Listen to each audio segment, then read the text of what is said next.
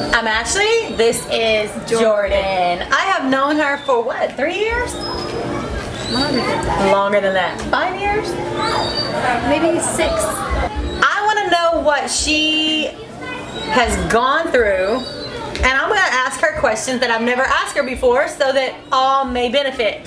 This is the season of folly. We don't participate in any pagan rituals or pagan holidays, and her, have opted out a long time ago, but my situation is very different and hers is too. I know that you are able to reach a lot of women.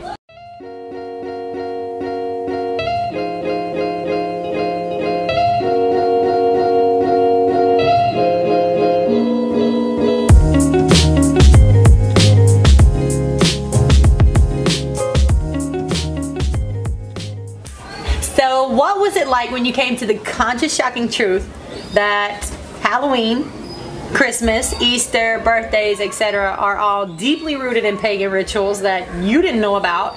You were just born in this society with a mother and father that were teaching you these things. So tell me your environment. Tell me what it was like when you came to this truth. Okay, when I came to the truth about the pagan holidays, I was 13 or 14, living in Germany. I had a mother, a father, and a twin brother, and we all used to do every holiday. Christmas, Easter, Sunday, Halloween, Valentine's Day. We did all of that. We hosted the parties, we went to the parties. That was my circumstance. And then I stopped abruptly while the rest of the family continued. They were highly upset. You know, that's basically my circumstance. So give me some details. Give me how old you were. Give me who was around you that was affected. Why did you stop? What do you mean? Okay. In Germany it started, and for example with Christmas, I tried to be wise about it because my family was so into that. I first learned that all the history behind it and that it was pagan. I learned that in Germany. So that year when they were setting up the tree, I just sat around in the living room with them, but I didn't participate in making the tree. And they would say to me, why aren't you doing this? You know, come help us. I'm like, oh, okay, I'll just sit here and lay on the floor, you know, whatever. But then I moved to America. I was around 14 years old. I was in this group that was kind of like Boy Scouts, but for girls too. It was called Venture Crew, and that was my last Christmas party. I went, but I was thinking, you know, I'm not really participating in it. Maybe I'll just go. But then when I went, I was so disappointed that I even attempted to go. You know, I knew I was done with it. So that was my last party. I didn't tell the people in the Venture Crew. I just stopped going to that. And my parents, they would say things like, it's about the family, like you need to be a part of us. And I would say, but I am a part of you. Just because I'm not celebrating this pagan thing, that doesn't mean I'm not a part of you. Well, we're still going to give you presents. Are you just not going to receive them? No, I'm not, because if you want to give me something out of the kindness of your heart, like you say, you would do that anytime throughout the year. You wouldn't give it to me under a tree in the name of Santa Claus and say that it's for Christmas if you did it out of love for me.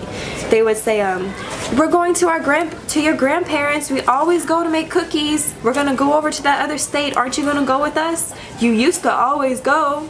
No, I'm not going. You know I don't celebrate this. Oh, it's just making cookies. But you're making Christmas cookies. I'm not going to partake in that festival with you whatsoever. You know, they were very disappointed. They would always say, the family time, you know, it's about being a family. We're a family the rest of the year. You know, it doesn't have to evolve around this holiday. Oh, we just want to spend time with you and, you know, be together and love each other. Like I said, it's not about the holiday. It's not about, and in school, I would just not participate because they always did the school parties. I would just sit at my desk, or I would ask to be dismissed because they would play movies, they would have treats, they would do the whole 9 yards, and I would just dismiss myself. So you live in Germany, and being a military, some say brat, military baby, hopping around, following mom and dad, you mean that in Germany they keep the same holidays? They celebrate the Christmas and the Easter and all that? You participated there? Yes, ma'am, they do. They very heavily celebrate Christmas over there in a kind of different way. They say, you know, it's Saint Nicolaus, and they put chocolates on your doorstep, and they have huge Christmas markets. Easter, I don't really remember, but I do remember that was the only time. Those two were the main times my parents would ever go to church, was for Christmas or for Easter, and that was in Germany on the base. But Germany, like the civilization, they do Christmas very heavily over there. So you're in Germany, you're celebrating the same holidays around the same time of year that Americans are, and you found out about the pagan roots of these holidays. How? Via straight way. If I'm not mistaken, it was a sermon that Pastor did. I may have seen it in Germany and learned more about it after I came to America when I was 14, but it did start in Germany via Straight Way Ministries. So persecution, what does that mean to you? What does it sound like? What was it like as a teenager in classrooms with mom and dad? You're somebody that was standing on your own, so that's very different. You didn't have a support team. What do you remember about it? Well, some different things I remember concerning persecution. For example, not doing Easter. That started in Germany. I was probably 13 years old. My parents knew I wasn't doing Easter anymore. And at the time I was with my best friend in this truth. We came into it and we both weren't doing it. They thought it was because of her that I came into this truth, so they started to despise her. Well, she's spending the night with me. It's Easter. They put in my room, right in front of my face, a basket with candy like they used to do. And I'm like, you know I don't do this anymore. They did it kind of as in your face, here you go, knowing that I don't do it anymore. And I remember concerning Christmas, different things that happened. Like I would put on my bedroom door, I would put on my wall pictures of Christmas trees, and I would write Jeremiah chapter 10, those verses about the tree, I would write it in there, and they would take it off my door, off of my wall, shred it up and put it all over my floor, like, just hated that I was standing for that.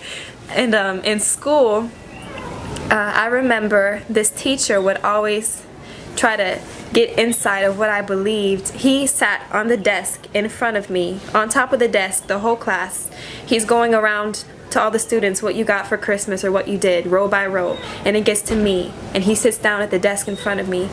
Jordan, what did you do for Christmas? I didn't celebrate it.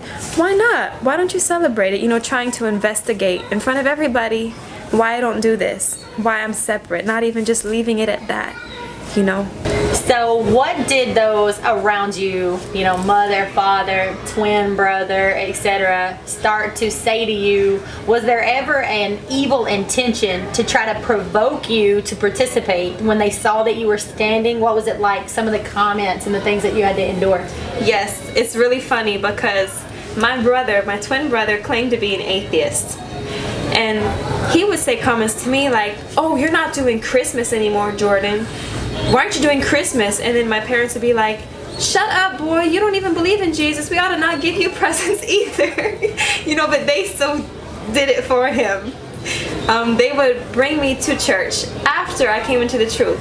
We hardly went before, When I was really young we did, but we hardly went till I come into the truth. They bring me to their churches and their friends are speaking to me. Why are you listening to that man, Pastor Dowell? Don't you know it's a cult? Why are you believing this? It's not the truth. They would bring me over to their friends' houses to hang out with their children, just having fun. Oh, Jordan, this man that you're listening to, blah, blah, blah, just speaking this evil on me. And it's really funny you mentioned the hypocrisy, because I also saw that. After I stopped doing these holidays, they became less enthusiastic about it. The next year after I came into the truth, they didn't even put the ornaments on the tree, just the lights. The next year after that, what's the point? They just put up the tree, didn't even put lights on it. Maybe stuck a few presents underneath, like, whatever.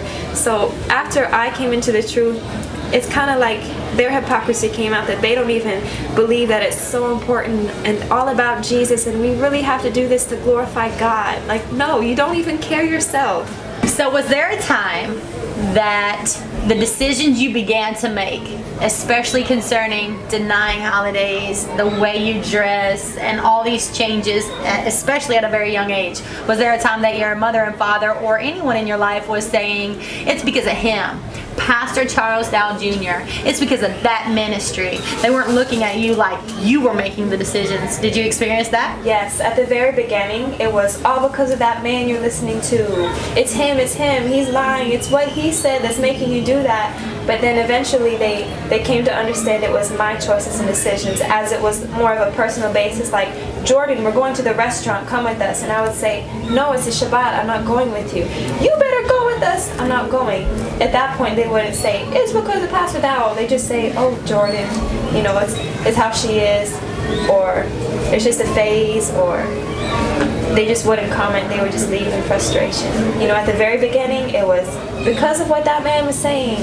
But then eventually, as I saw it wasn't just a phase, and I'm following Jesus, they weren't saying that as much. So I'm thinking about the reverence and the respect and the honor that you have given Pastor Charles Dowell Jr. since I've known you.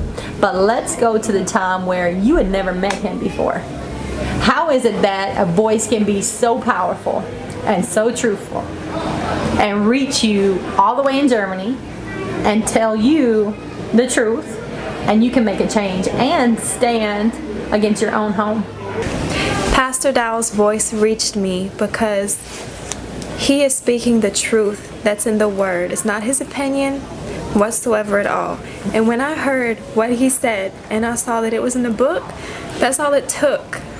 See, he's a real Jeremiah 3:15, and he has had such an impact on my life that I can't even put into words, because he's laid down his life to feed Yah's sheep. I can't explain how it reached me. I just know it was the Father. It's not like people say, oh, it's just this man leading. But yes, he is our leader, and he's such an example of an honorable man that is so selfless, that lays down himself completely just to feed us. And I just know it was Yah drawing me, using Pastor Dowell to wake me up, to redeem me, to save me. You know, before I went out into that wicked world and experienced so much, because I was 13. Imagine where I would have been if I didn't hear him so young. I know it was the Father. I just know it was the Father, and everything he's saying, and he continues to say, you open up the book and that's what's in there. He's just speaking the word, and that's all it is. It's just the word. Hallelujah. Satan's doctrine is do as thou wilt. It's simple, it ain't that hard. My flesh still want to act the old way. I still believe what that says. I'm going to say how much I believe what that says. See, the power comes when you start doing. You ain't got to have a damn revelation of everything, have every I dotted and every T crossed in order to know how in the world to serve Christ. Sometimes you just got to get your mind made up.